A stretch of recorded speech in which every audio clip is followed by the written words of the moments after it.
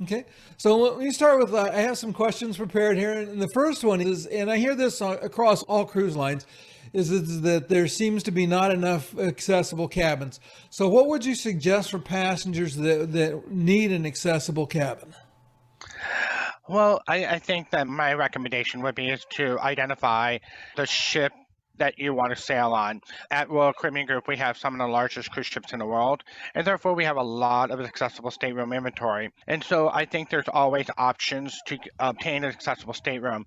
Guests and travel partners can shop for, and book accessible staterooms online, and they can do that as soon as we deploy the sailing.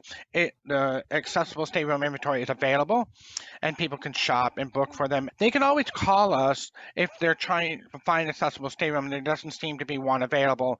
We can validate guests in accessible stateroom, make sure they truly do have a need. We do reserve accessible staterooms solely for guests with disabilities, but there does come a point in time where all the standard staterooms have been allocated, and then accessible staterooms have been allocated, and we can release the accessible staterooms to other guests.